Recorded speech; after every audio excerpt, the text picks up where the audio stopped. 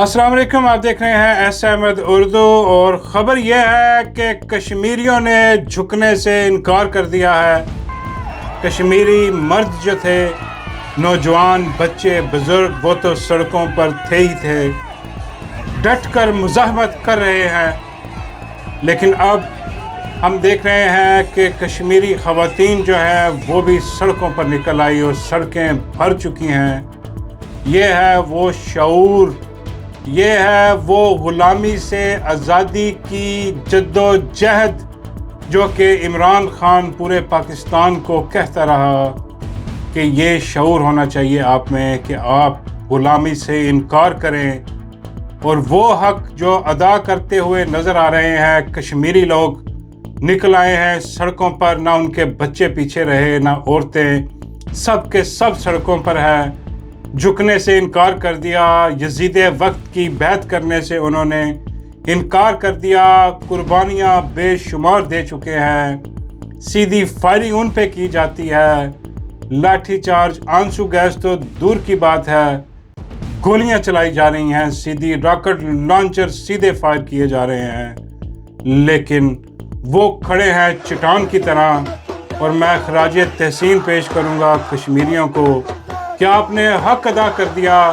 आपने बता दिया कि आपकी रगों में जो खून दौड़ रहा है वो वही है जो पिछले 75 साल से जद्दोजहद करता रहा है मकबूजा कश्मीर में।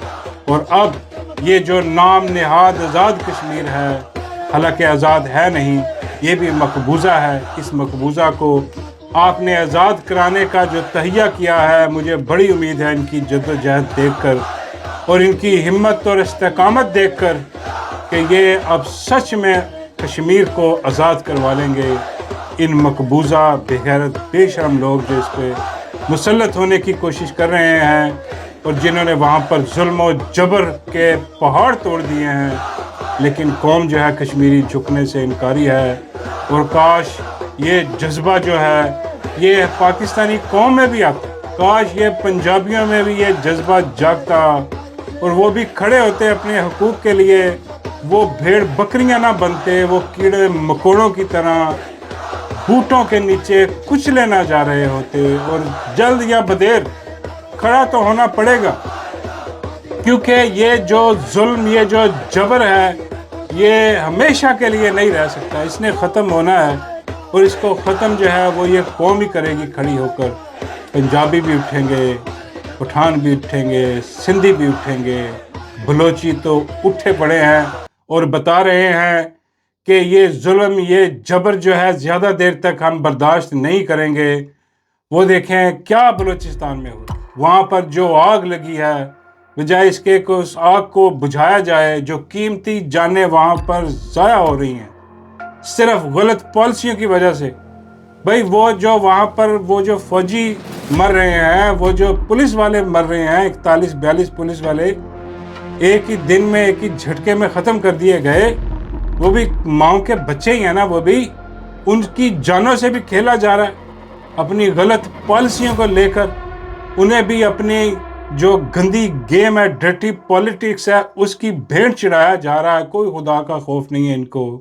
और बलूचिस्तान पर जुल्म और जबर किया जा रहा है। महरंग बलोच जो कि बिल्कुल इख्तिलाफ करती है बंदूक से या बंदूक पकड़ने वालों से, एक पुरअमन जद्दोजहद करने वाली, उसको उसके साथ क्या किया इन्होंने, उसको उठा के जेल में डाल दिया और जेल में डाल के ताउम्र कैद की सज़ा सुना दी, उम्र कैद की।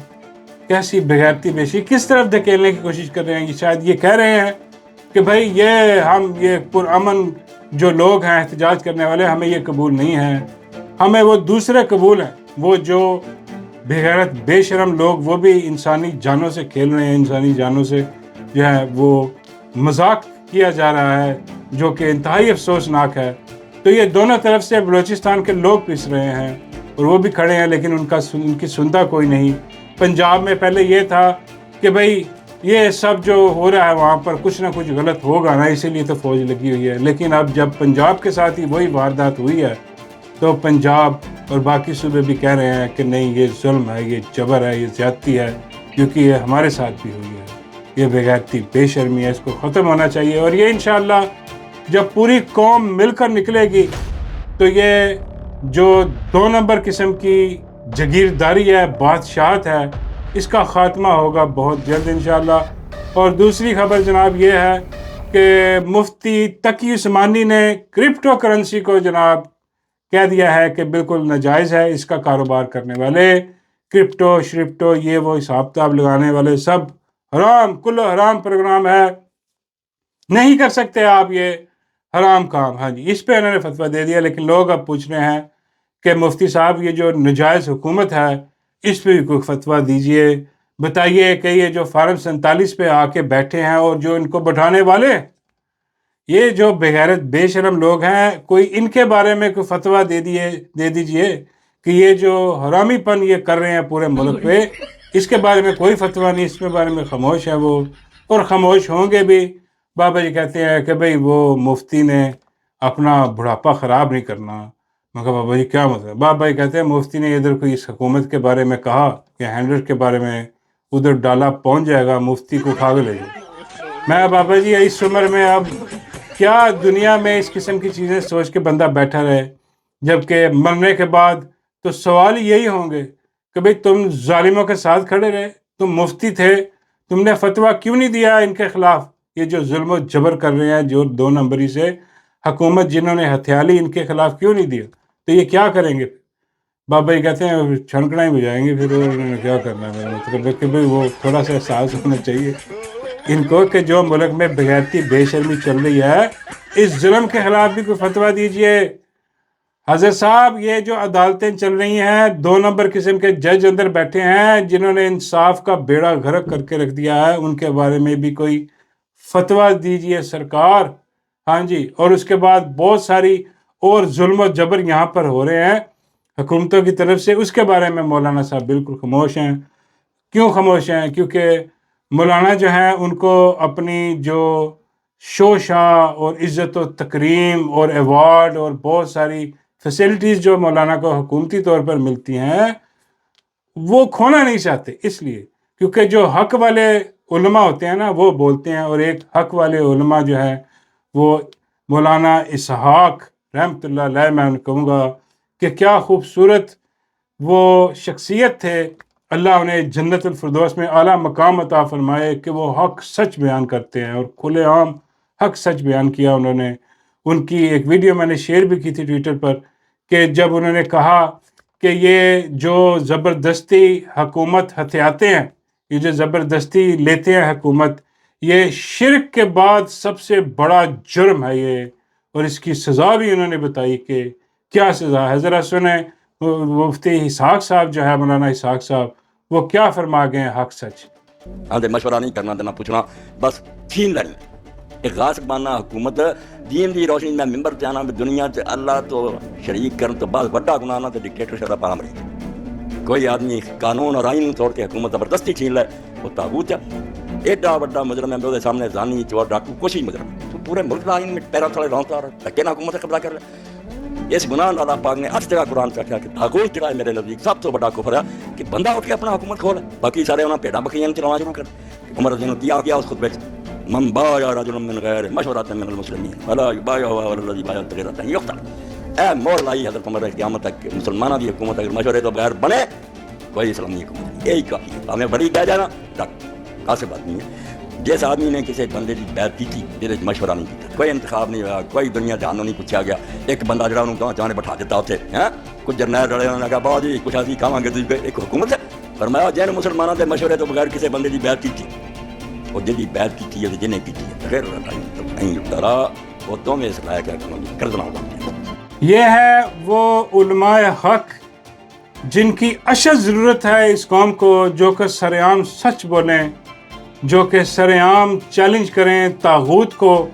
اور انہوں نے سب کچھ واضح کر دیا. حضرت عمر رضی اللہ تعالیٰ عنہ کی مثال بھی بیان کی، جو ان کا فرمان بھی بیان کیا کہ بھی ان کی سزا کیا ہونی چاہیے. یہ کیوں 4 بندے بیٹھ کے بندوق کے زور پر، طاقت کے زور پر حکومت ہتھیا لیں اور بعد میں قرآن کی آیتیں پڑھتے ہوئے ہمیں نظر آئیں اور آ کے قوم کو کہیں کہ اب آپ مضبوط ہاتھوں میں ہیں، محفوظ ہاتھوں میں ہیں. اور بھائی تم طاغوت ہو، چاہے یہ کوئی سید ہو یا حافظ ہو، یہ طاغوت ہے، طاغوت زبردستی قابض ہے، اور اس کی سزا بھی آرٹیکل 6 والی ہے جو کہ مولانا نے بتا دی۔ اب ایسے علماء دین جو ہے چراغ لے کے بھی ڈھونڈا جائے تو نہیں ملتے جو کہ سرعام جو ہے وہ چیلنج کر سکیں، کہہ سکیں، حق کو حق اور باطل کو باطل کہہ سکیں۔ یہ مولانا اسحاق صاحب سے اللہ تعالیٰ ان کی قبر میں روشنی کرے، جنت کا گہوارہ بنا دے ان کی قبر کو، اور لاکھوں کروڑوں رحمتیں نازل فرمائے ان پہ کہ انہوں نے سچ بولا اور قوم کو ہمیشہ سچ بتایا، اور یہ وہ سچ ہے جو کہ حکمران سننے کے قابل نہیں ہے، وہ نہیں سننا چاہتے۔ یہ چیز جو تقی عثمانی سے ہم توقع کرتے ہیں یا اور علماء سے کہ وہ کھڑے ہوں اور اس ظلم، اس جبر کے خلاف فتویٰ دیں، بولیں، کم سے کم بولیں تو صحیح، لیکن وہ خاموش ہیں اور وہ خاموش ہی رہیں گے۔ کیونکہ بھائی بندوق سے وہ ڈر جاتے ہیں اور مراعات جو ملتی ہیں اس سے مغلوب ہو جاتے ہیں، باقی یہاں پر رہ جاتے ہیں وہ شراب کے ڈرم۔ کیا یہ اشرفی جیسے شراب کے ڈرم جو ہیں وہ تعریفوں کے پل باندھتے ہوئے نظر آتے ہیں، جبکہ اصل حقیقت وہ ہے جو مولانا اسحاق صاحب نے بتا دیا ہے۔ اور ہمیں یہ دین کے نام پر بھی پاگل بنانے کی کوشش دیکھیں کیسے ہو رہی ہے کہ وہ ایک کوئی عجیب و غریب قسم کی اینکر ہے جو بہت فحش قسم کی جو چیزیں ہیں وہ سامنے لے کے آتی رہتی ہے اپنے پروگراموں میں۔ ایک آدھا میں نے اس کا پہلے کلپ دیکھا، کوئی وہ اپنا پتہ نہیں لان بھی نہیں لینا چاہیے اس کا، جو بغیرتی بے شرمی ہے، لیکن وہ جناب دیکھی گئی ہے جا کے کسی چوکی پر، ہاں جی، فوجی چھاونی پر جا کے وہ بتاتی رہی ہے کہ دیکھیں یہ جوان کیسے نماز پڑھ رہے ہیں، ماشاءاللہ یہ جوان نماز پڑھ رہے ہیں، پیچھے اللہ اکبر لکھا ہوا ہے، اور جناب ایک ڈیوٹی دے رہا ہے، ایک نماز پڑھ رہا ہے، اور نماز پڑھتے ہوئے اس نے اپنی ٹک ٹاک بنوائی، ہاں، اور کیمرے کی طرف دیکھ کے سلام بھی پھیرا فوجی بھائی نے۔ ہاں، تو یہ چیزیں دکھانے کا کیا مقصد ہے؟ قوم کو خود بنایا جائے، ہاں، کہ دیکھیں کتنے نیک پرہیزگار، یہ تو اللہ کے ولی ہیں۔ ہاں، آگے جہاں یہ کھڑے ہیں وہاں پر وہ معصوم لوگ کھڑے ہوں گے، جیسے ہم دیکھ رہے ہیں کشمیر میں گولیاں چلا رہے ہیں سر، یہاں کن پر وہ گولیاں چلائی جا رہی ہیں؟ یہ معصومیت کس کے سامنے لائی جا رہی ہے؟ اور اس قسم کے ڈرامے کرنے کی ضرورت ہے؟ قوم کو سب ہی پتا ہے کہ بھئی کون جو ہے حق کے ساتھ کھڑا ہے، کون یزید کے ساتھ کھڑا ہے، کون کس کی فوج ہے، سب قوم کو پتا ہے۔ ایسی خود کرانے کے لیے قوم کو یہ اس قسم کی وارداتیں ڈالی جاتی ہیں، ٹچ دیا جاتا ہے۔ ہمیں نہیں پتا کہ یہ میرا مطلب ہے پورے دجال کے ساتھی ہیں یہ جو پالیسیاں بنا رہے ہیں، جو قوم کا بیڑا غرق انہوں نے کیا ہوا ہے۔ یقین کیجئے کہ یہ بڑا قریب ہے۔ کچھ تو علماء جو ہیں دین والے وہ کہتے ہیں کہ بھی بڑا قریب ہے کہ اس کا دجال کا ظہور تقریباً ہوا کھڑا ہے۔ ظہور میرا مطلب ہے کہ وہ آنے والا ہے دجال، اور یہ شاید اسی کا انتظار کر رہے ہیں، ہاں، اوپر سے نیچے تک سب کے سب، کیونکہ ایک آرڈر اوپر سے آئے گا کہ بھی وہ آ گیا مسیحا جس کا ہمیں انتظار تھا، وہ دجال کانا آ گیا، ہاں، اب سارے اس کی طرف، کیونکہ پھر دجال کے پاس ڈالر بہت ہوں گے، ہاں جی، ڈالروں کے لیے سالہ کچھ بھی کرے گا، اور جس کے پاس ڈالر ہوں گے دجال نے آ کے ڈالر پھینکنے ایسے، انہوں نے کہا بھائی تو ہی جو بھی تو کہے گا ہم تجھے مانیں گے، ہاں، یہ سجدے ریز ہو جائیں گے سارے اس کے آگے، ہاں، اور یہ وہ چیزیں ہیں جو اللہ معاف کرے جو ہمارے سامنے آنے والی ہیں، اس کے لیے بھی تیاری کریں۔ قوم کو بھی کہا جائے گا کہ بھئی دجال کے آگے جھکو، ورنہ جو ہے وہ ڈالوں میں بیٹھنے کے لیے تیار ہو۔ تو وہ کہتے ہیں قوم ڈالوں میں بیٹھ جائے گی، میں کہ نہیں پاپا جی، قوم بھی سجدہ ریز ہو جائے گی۔ یہ وہ قوم نہیں ہے پاپا جی جو اپنے حقوق کے لیے نہیں اٹھ سکی، جو اس ظلم و جبر کے آگے نہیں اٹھ سکی، وہ میرا مطلب ہے دجال کے آگے کیا اٹھے گی؟ بھئی یہ سیدھی بات ہے نا۔ دیکھو مولانا اسحاق صاحب نے واضح کر دیا، حق واضح کر دیا کہ بھئی یہ باطل ہیں، یہ طاغوت ہے زبردستی، ان کی سزا بھی مقرر ہے، اور یہ قوم ساری جھکی پڑی ہے، خاموش ہوئی پڑی ہے، ظلم و جبر کے آگے خاموش ہے۔ تو اس سے کہیں زیادہ بڑھ کے ظلم و جبر تو وہ کرے گا دجال جب آئے گا، اور جب وہ آ کے ظلم و جبر کرے گا تو اس قوم کی تو چوں بھی نہیں نکلنی۔ اب آپ کو بڑے ملیں گے دعوے باز، کہے گا کہ وہ دجال آئے گا، ہم کھڑے ہو جائیں گے اس کے سامنے، ہماری جان جاتی ہے جائے کوئی مسئلہ نہیں ہے، لیکن ہم یہ اس دجال کے ساتھی نہیں بنیں گے، کبھی بھی ہم انکار کریں گے، کیونکہ ابھی وہ سامنے نہیں ہے۔ جیسے وہ یزید مر گیا جس پہ لان تان ہوتی ہے، اس پہ لان تان اسی لیے ہوتی ہے کہ وہ مرا ہوا ہے، وہ ظلم نہیں کر سکتا، اس کو جتنی مرضی گالیاں نکالو، ہاں جی. لیکن جو زندہ یزید ہے، ہاں، اس کے بارے میں ہم کچھ نہیں کہیں گے، کیونکہ بھائی وہ تو میرا مطلب ہے بڑی سزا میں لگی، پھر اس لیے خاموش ہیں. تو اس لیے دجال ابھی سامنے نہیں ہے، تو لوگ کہتے ایسے ہی کہتے ہیں کہ ابھی مر جائیں گے، دجال کی بیعت نہیں کریں گے.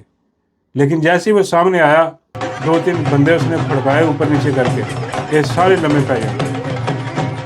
ان سب نے لمحے پڑھ کے کہنا کہ بھائی یہ وہی ہے جو یہ کہہ رہا ہے. اللہ معاف کرے، ایک بڑا سخت قسم کا وہ امتحان ہوگا، اور ہمیں پتہ ہی ہے رزلٹ تو پائی ہے، پھر یہ کیڑے مکوڑوں کی